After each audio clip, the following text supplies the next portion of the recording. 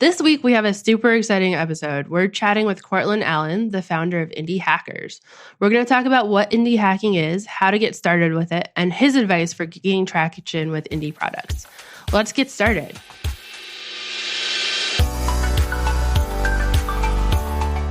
Welcome to the Ladybug Podcast. I'm Kelly. I'm Allie. And I'm Emma, and we're debugging the tech industry.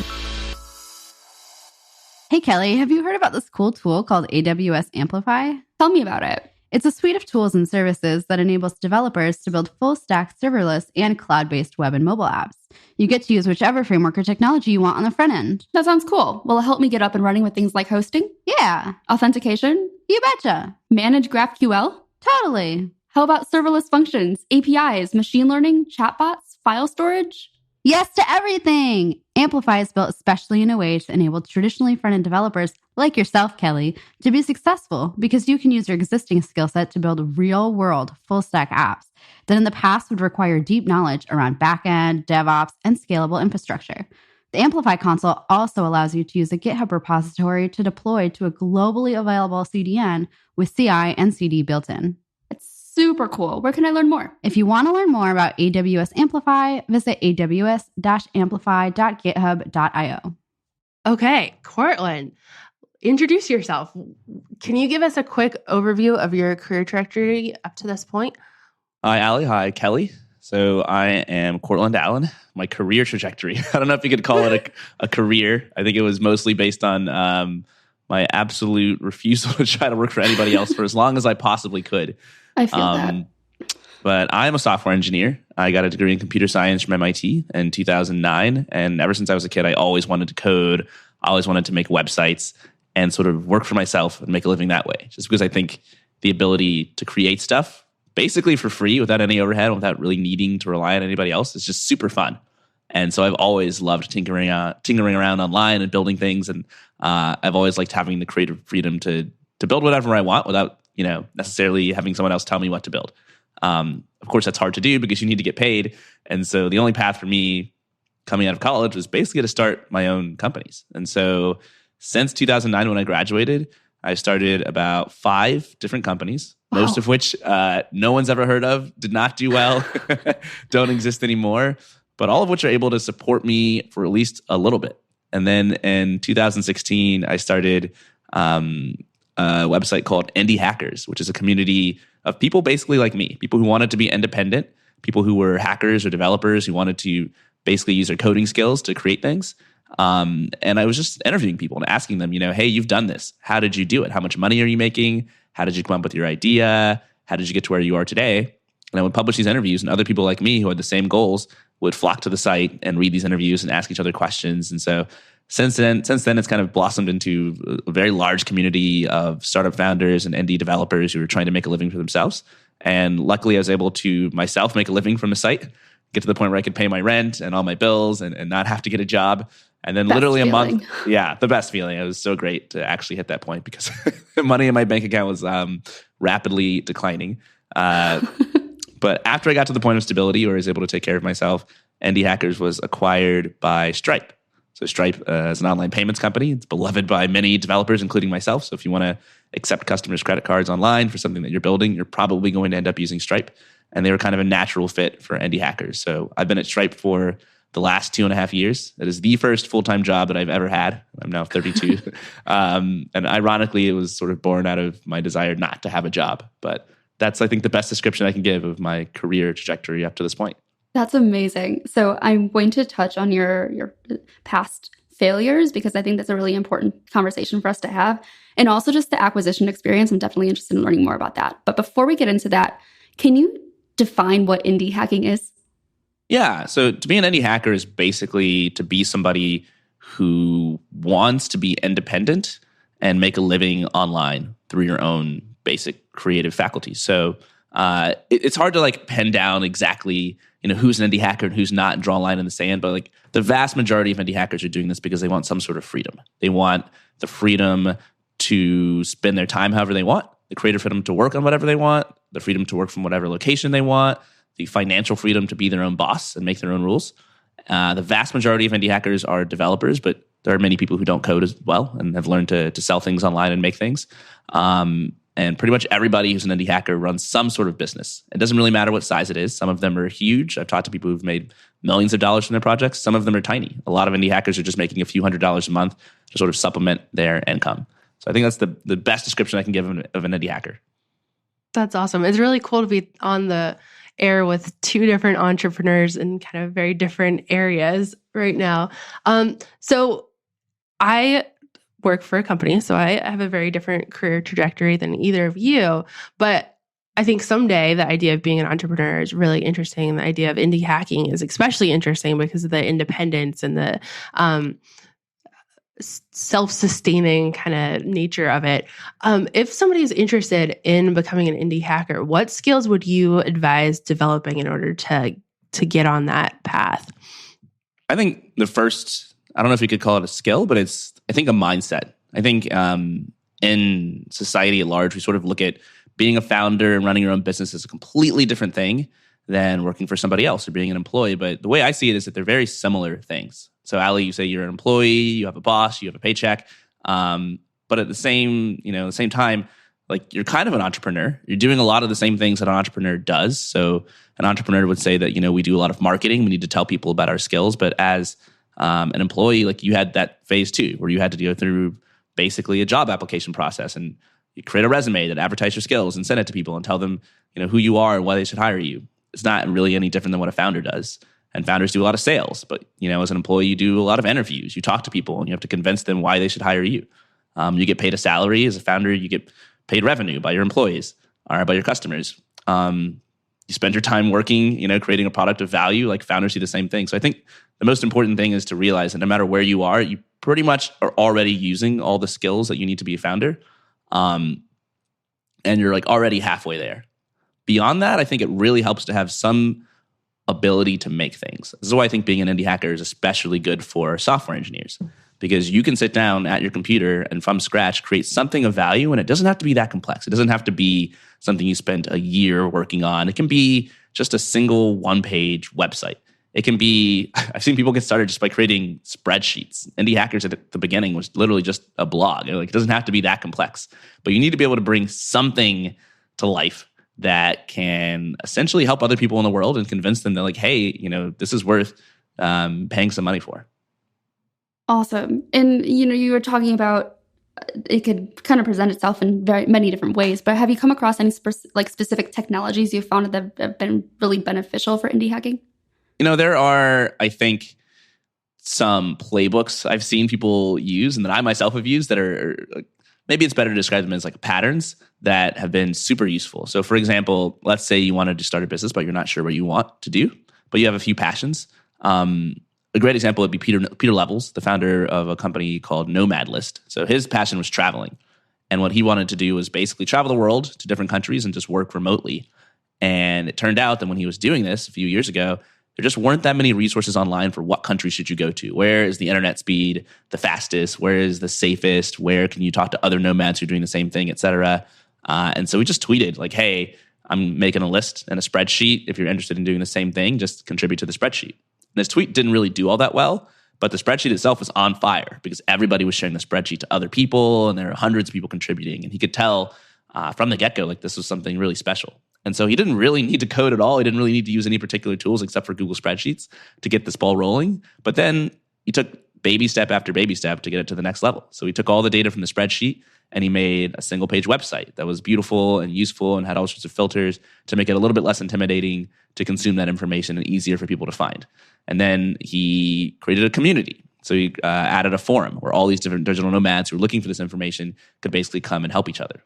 And so the kind of pattern that I've seen a lot of people do is take something that they're passionate about, create a shared resource where other people who are passionate about it can go to learn about it all in one place and make it very easy for them, and then add a community or sponsorships on top of that to basically, provide something of value and also, be able to pay yourself for all the people who are coming to visit your thing. And I have countless examples. Indie Hackers arguably is the same thing. A lot of people were like me. They wanted to find out how they could be an indie hacker, but there wasn't a great resource online for doing that. And so by collecting a lot of high quality interviews in one place, I was able to basically create that resource for people that they found valuable, and then add a community on top of it and engage sponsors who basically wanted to reach this audience and sell whatever they're selling. And that's how I supported myself for quite a while. I was just in South Africa talking to Alexandria Proctor, who started a company called Digs Connect. And she helps students find housing in South Africa. And she started the exact same way. She had a spreadsheet. She was like, hey, if you're a student, come here to find housing. Hey, if you have, an apartment for rent, put it in here. And she started with the spreadsheet. Then she turned it into a website. And so it's kind of the same playbook I've seen for many, many people. But even though that's particularly common, there's 1,000 other ways to start your company or start your profitable project. I think you made a really good point as far as something you're passionate about. I think a lot of these things you become passionate about generally come from some source of like a gap in knowledge or a gap in a service or user or like a experience. Like you couldn't find like the resources for indie hackers or finding student housing or just housing in general. I mean, all of these things. I recently came across a project that somebody tweeted, I think yesterday, where they built a service to let people post when they have like a loved one who's missing. It's just all these things come from like some kind of idea you have because you realize there's a gap in a service. And I think that's a really good way to find like that topic you want to talk about, really. Yeah, totally. I mean, if you think about the way we go through our lives, we're constantly trying to fill these gaps, as you mentioned. We're constantly trying to solve problems. Like I just ran to a meeting earlier today and I was a little bit late and I was at a Starbucks. And then in San Francisco, we have these Lime scooters all over the place. And I was like, oh, thank God for the scooter. It's like a power up. It's like I'm playing like a video game and I could just suddenly go faster. And like that solved a problem. Now I'm like, not going to be late to this meeting. But somebody had to think about that. Someone had to think, it's annoying to get around on foot here. And it's a little bit slow to call an Uber or buy a car or something. And the world is just full of all these little problems, all these things that either don't have a good solution or they have a solution, but it's not the preferred way that we would like to do things. And so we invent our own way. And there's enough people on earth that if you want something, it's probably the case that a lot of other people want it the way that you do too. For sure. I love that. It's such a perfect way to build something for yourself first, because you know that you are the target audience and that there is an audience for it. So I think that's awesome advice. You've brought up some examples of indie hacker projects that you really like and have seen scale. I'm on your site as well, on a community member, and noticed so many incredible projects on there. Do you have any other examples of indie hacker projects that are some of your favorites? My recent favorite is an app called 1 Second Every Day from Cesar Kuriyama. He lives in Brooklyn. I just had him on the podcast, but sort of in preparation for interviewing him, I started using his app. And the whole idea behind the app is you record 1 second of video every single day. And then at the end of the year, you've got like a 6-minute video of your life. And 1 second doesn't sound like a lot, but it actually is enough to capture a good moment and sort of allow you to like re-experience what you're up to that day. And so I started using this in December, which is right before I went on this huge trip to Cape Town and to New York. And so the first month of like my 1 second everyday video is super eventful. It's going to be a little bit more boring now that I'm back at home. But the cool thing about it is I think it sort of inspires and motivates you to live a more interesting life, because you realize that if you're just sitting at your computer all day or going through the same routine, that you're not going to have a good, 1 second video for that day. And so it literally changes the way that you live. And Cesar's story himself is super inspiring because he was sort of stuck in a job that wasn't that fulfilling. He was working 100-hour work weeks, and he really wanted the kind of freedom that most indie hackers crave. He wanted to figure out a way out of the system, a way to be his own boss and work on the things that he liked. And he just sort of stumbled upon this idea. Like he went on a vacation and basically was doing this 1 second everyday video for himself.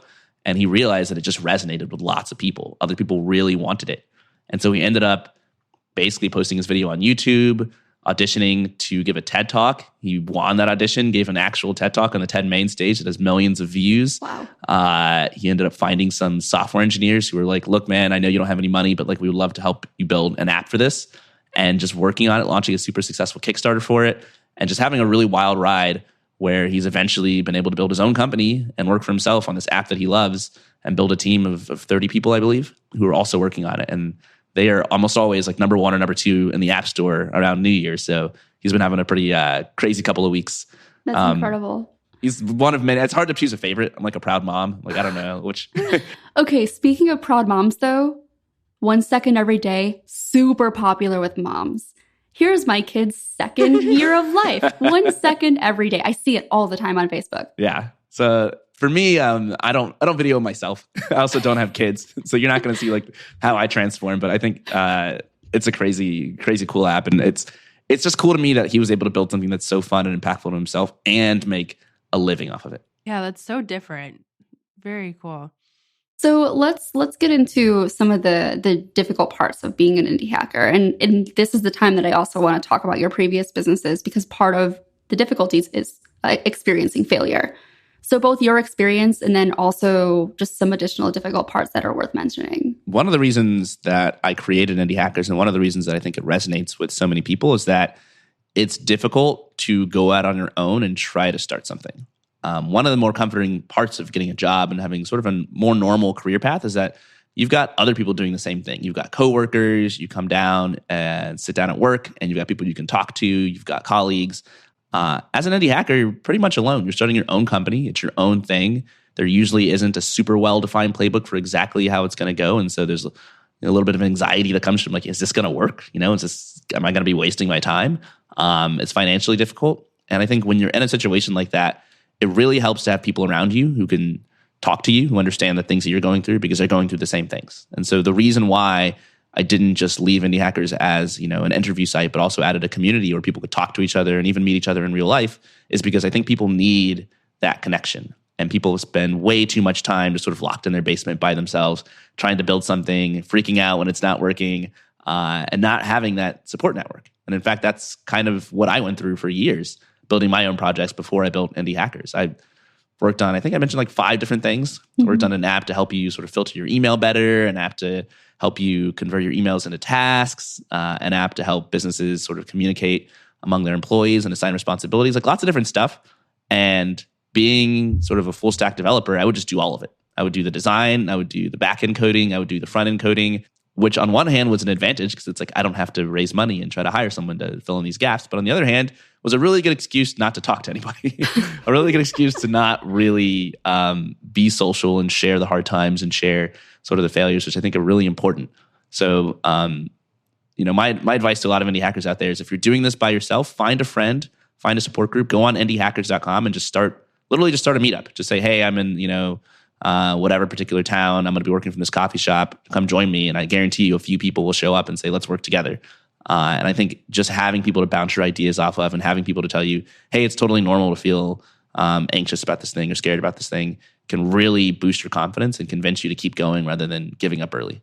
Love that. That's awesome advice. I think even just as a remote worker, it's something that I notice a lot, that it's harder to work independently and have that same friendships that you have normally with your coworkers. So I think that's awesome advice. Flipping it on its tail, what are some of the best parts of being an indie hacker?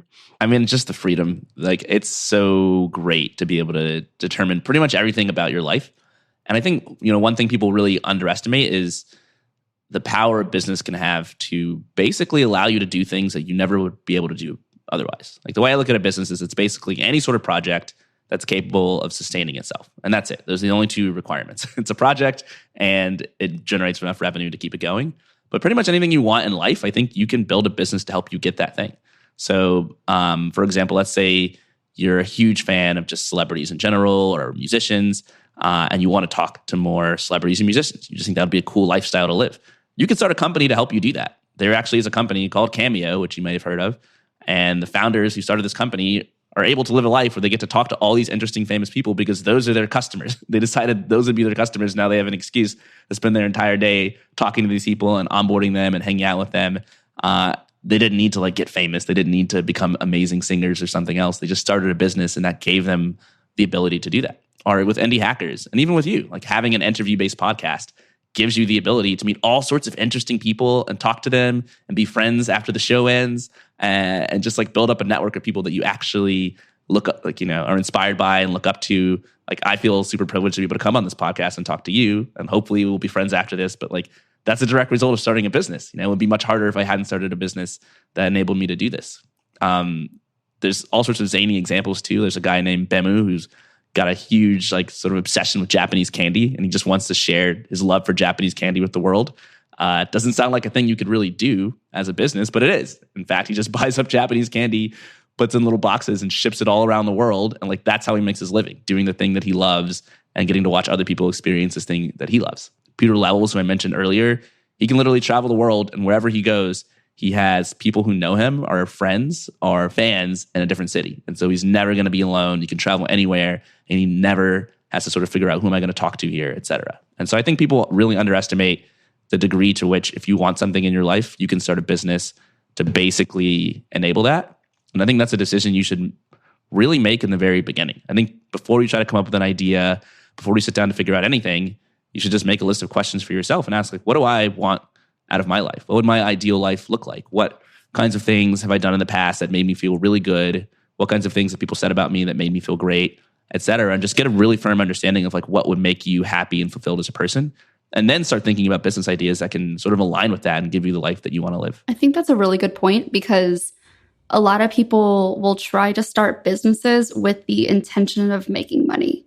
And if you're not passionate about what it is that you're basing your life around at that point, especially when you go all in, you're going to, you're going to burn out, or, if things don't go well, all you were aiming for was to make money, and it's just the passion is not there. And I see it a lot from the e-commerce side of things, and it breaks my heart. You need the passion, because ultimately it's pretty easy for people to copy your business. If you're just building something that like you don't care that much about, and then someone else sees it and they're like, wow, this is my passion, I want to do the same thing. Like, they're going to beat the pants off of you because they care about it. Exactly. And you're not going to even be happy. I think a huge reason to start a business is to make your own life better, to basically allow you to live the life you want to live. I mean, that's a totally fine reason to start a business. And if you're the person in control of it, you control what you work on, what you're selling, who you're selling to, who you spend your time around all day. Why would you start a business that you don't even like? Exactly. And I think a lot of it comes down to like kind of having a scarcity mindset. It's intimidating, I think, at first to try to come up with an idea when you've never done it before. I just actually tweeted a poll yesterday. If you haven't started a company yet, but you want to, what's stopping you?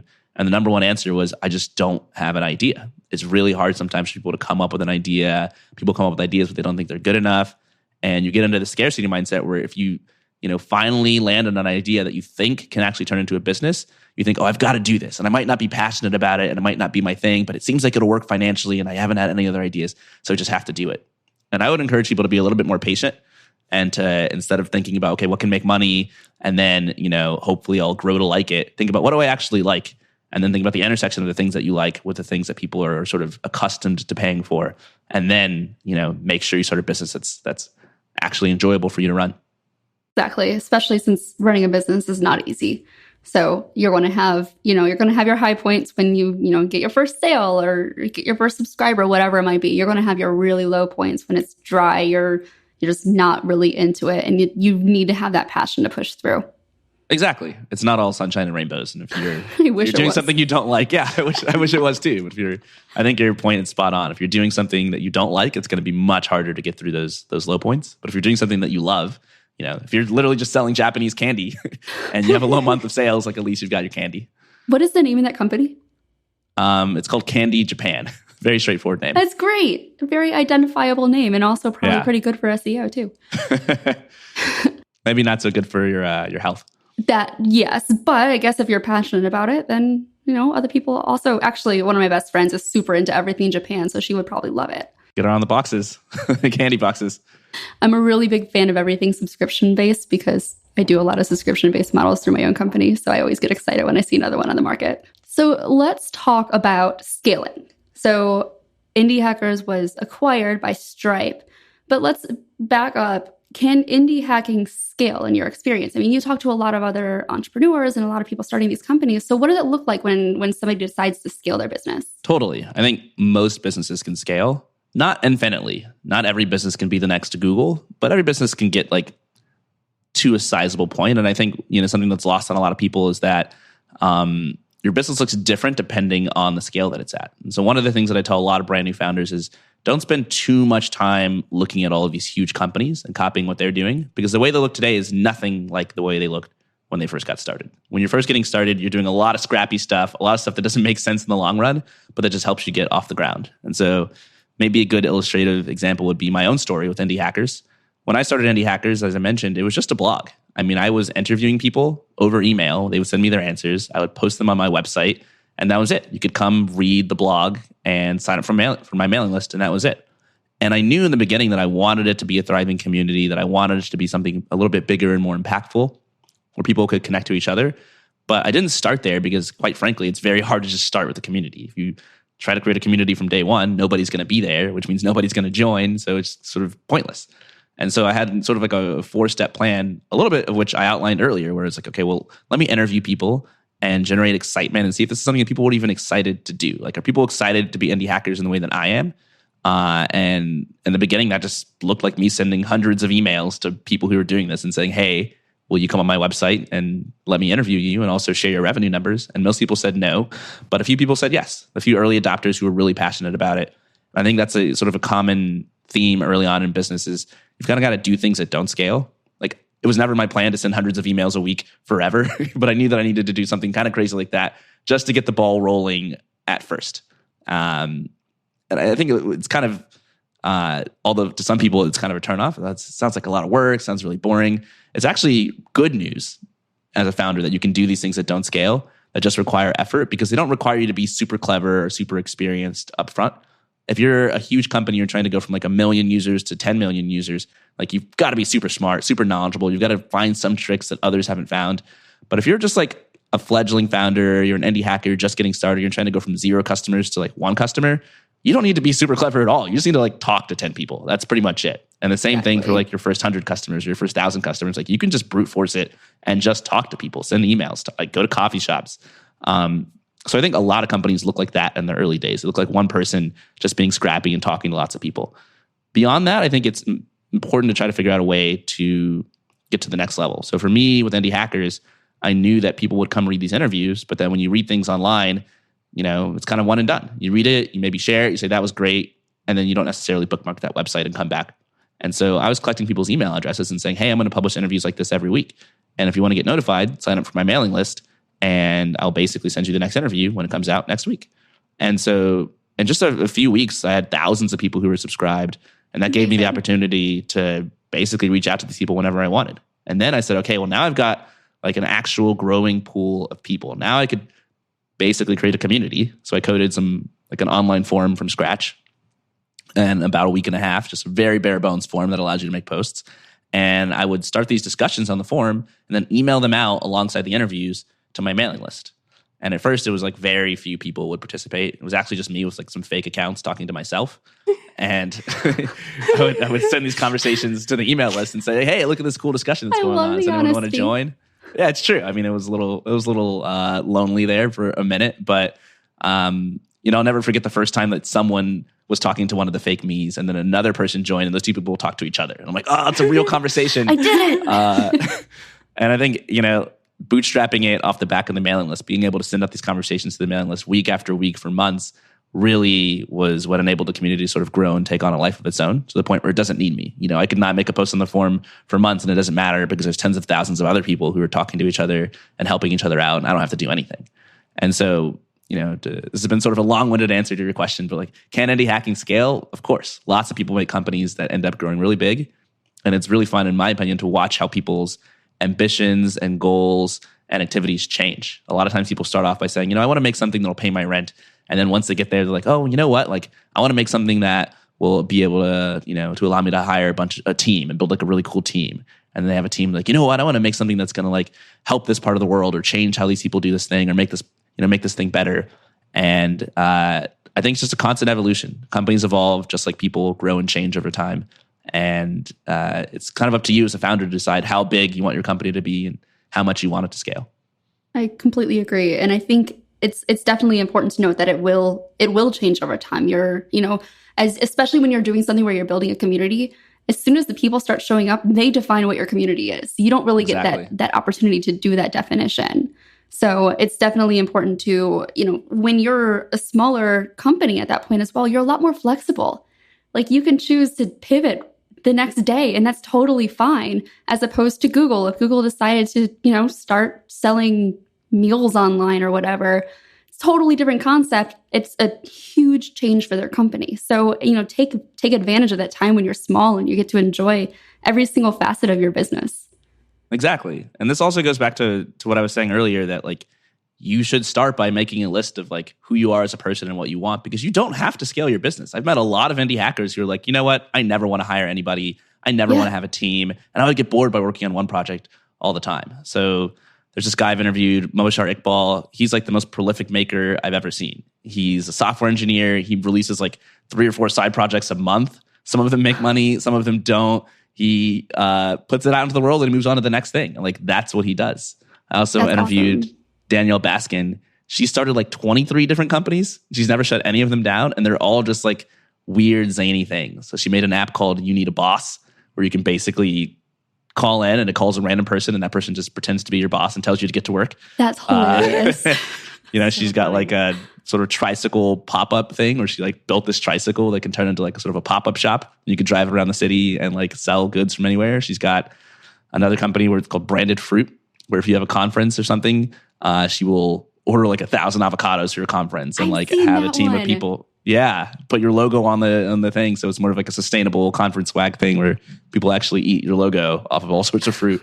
She's got 23 of these things, and she loves doing it, and she never really wants to scale one up to be some massive thing. So the options are pretty much limitless, and I think, again, like you should try to figure out what it is that resonates with you and what kind of life you want to live, rather than locking yourself into having to start some type of business because you think every business is the same. Every business is different, and I think it should be a reflection of the founder's personality. For sure. I need to plug a book real fast because we're talking about not having to scale your team. Company of One by Paul Jarvis. Great book. Really, really good book. And it really opens your eyes to the fact that, you might get team envy seeing I get team envy from other people in the office. They're like, oh, I have a team of 10. I'm like, well, I have 2 employees and I'm pretty proud of that. I don't need like anything huge, you know? And Company of One really opened my eyes to that. I know a lot of people with really big teams of people who are also miserable. So it's definitely not about just like counting your team size. That's not what it's about. Pivoting a little bit, what advice would you give to somebody who wants to become an indie hacker? I would say, first of all, be careful taking advice from strangers like me on the internet, because you're your own person. You don't necessarily fit into a bucket, and most advice is not one size fits all. So a lot of times I give people advice for like books they should read or things they should do. But the person I'm talking to, actually, it turns out that they've read a ton of stuff, and their biggest issue is they just like can't pull the trigger. They just can't get started. And I'm just like basically giving them advice that, is allowing them to procrastinate. So I think, first of all, you need to sit down and ask, what do you want?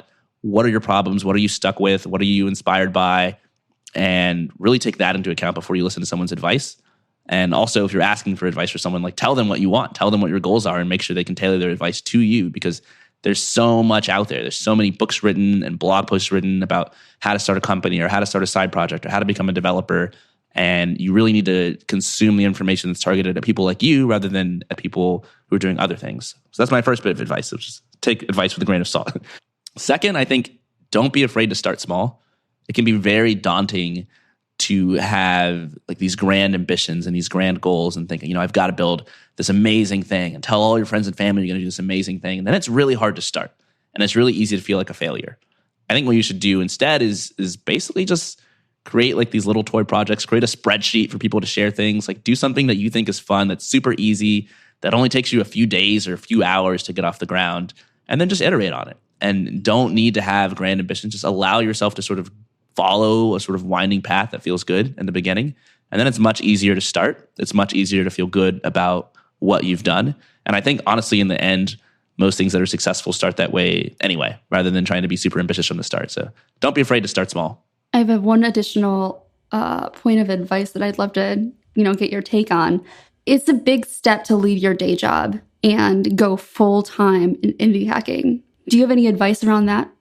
This is another thing that's like totally personal. So there was a time where I had basically gotten burned out on starting different companies and not really having them succeed. And I was just doing sort of contract work over the internet where I'd work from home and then tinker on my side projects on the side. And when I was in that state, it was just very comfortable for me. It was very hard for me to take my side projects seriously and work on them to the level where I could actually turn them into something standalone and go full-time on them. And then at some point, my contracts ended and I decided, I can live off my savings for probably a year. Let me go full-time on my side projects and try to turn them into something great. And like that was the only time I got really serious. And so for me, I kind of needed that external pressure, that motivation of watching my savings decline month after month, paying rent in expensive San Francisco, for me to really get serious and to do something. And I know that I could have just sort of wallowed in procrastination and lack of motivation forever if I hadn't quit my job. For others, it's the exact opposite. And it depends on your circumstances. If you've got a family at home, if you've got kids, if you've got a mortgage, maybe it's a little risky to just up and quit your job based on a dream. And in that situation, I think your main challenge is going to be that you've got your time and your attention really divided. You've got a job that takes up a lot of your time. You've got your relationships with your family that also take up a lot of your time. And you've got, probably not that much free time to start a company. And a lot of people find it hard to start there. But my advice for you is, once again, like, shrink the scope of what you're working on. Almost regardless of how much free time you have, there's something you can do that's useful that can fit into that time. And what I see a lot of people doing is saying like, oh, it takes like, 3 to 6 months to build a fully featured application that's going to be useful. And I only have a few hours a week, so it's going to take me like 2 years to do this. And I think, well, you don't need to build a fully featured, web application. You could build something really simple in just a few hours. It's not only about making more time in your day, but it's also, I think, changing the scope of what your ambition is and what your idea is to fit into a smaller time window that you can actually do in the time you have allotted. And so I've met a lot of people who've had full-time jobs who released apps and projects and companies that literally only took them like a few hours to get off the ground. They're like, I'm going to start an Instagram account where I take photos of this thing and then build a community around it using Discourse. And that takes them like an hour to get set up. And yeah, it's not their ultimate vision for what they ultimately want to do 5 years down the road, but it's a good way for them to get started and hopefully go from there. So I would encourage people to be a little bit more creative, a little bit more willing to work on very small, unambitious, not time-consuming things when your time is limited and you've got a full-time job that you don't want to quit. Love that. And another place that I've gotten advice in the past is the Indie Hacker platform. We asked for advice on Ladybug when we started and got some great stuff on there. So what advice and how could somebody also go ahead and get started on the Indie Hacker community? So yeah, Indie Hackers, the online community, is basically a forum full of people who are starting things, who want to get advice from each other, who want to share each other's stories.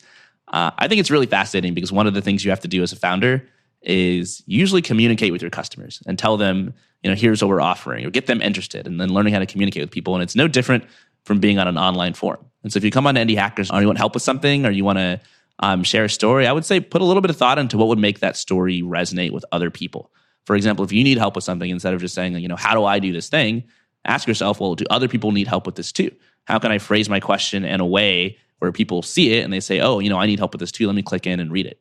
And so I wouldn't say like, how can I make the colors better on my website, indiehackers.com? I might make a post that says, what are the best color schemes for a website? And then lots of people will say, oh yeah, I've got that problem, or I'm interested in the answer, and come in and chime in and contribute. So I would say put a little bit of thought into the post that you create on Indie Hackers.